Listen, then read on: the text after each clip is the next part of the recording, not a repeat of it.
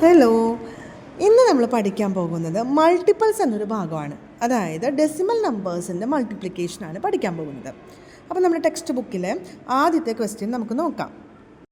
ഈ ക്വസ്റ്റ്യൻ എന്താണ് പറഞ്ഞിരിക്കുന്നത്? താഴെ തന്നിരിക്കുന്ന ഒരു റെഗുലർ പെൻറ്റഗണിൻ്റെ പെരിമീറ്റർ കണ്ടുപിടിക്കണം.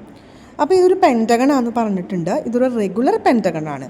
റെഗുലർ പെൻറ്റഗൺ എന്ന് പറഞ്ഞാൽ ആ പെൻറ്റഗണിൻ്റെ എല്ലാ സൈഡും ഈക്വലാണ്. അപ്പോൾ അതിൽ ഒരു സൈഡ് തന്നിട്ടുണ്ട് 2.35 മീറ്ററാണ്. നമുക്ക് എന്താ കണ്ടുപിടിക്കേണ്ടത്? പെരിമീറ്റർ എന്ന് പറഞ്ഞാൽ ചുറ്റളവ്, ചുറ്റുമുള്ള അളവാണ്.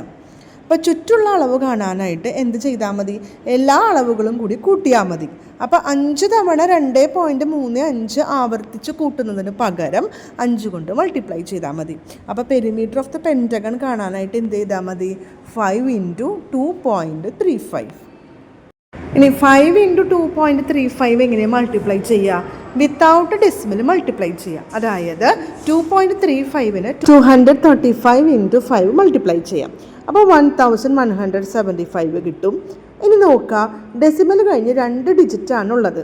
അപ്പോൾ റൈറ്റിൽ നിന്ന് ലെഫ്റ്റിലോട്ട് 2 സ്ഥാനം നീക്കി പോയിൻ്റ് ഇടാം. ഇവിടെ ഒരു സൈഡിൻ്റെ യൂണിറ്റ് എന്ന് പറയുന്നത് മീറ്റർ ആണ്. അപ്പോൾ പെരിമീറ്റർ എന്തായിട്ട് നമുക്ക് എഴുതാം? 11.75 മീറ്റർ എന്ന യൂണിറ്റോട് കൂടി എഴുതി അവസാനിപ്പിക്കാം. Okay, thank you.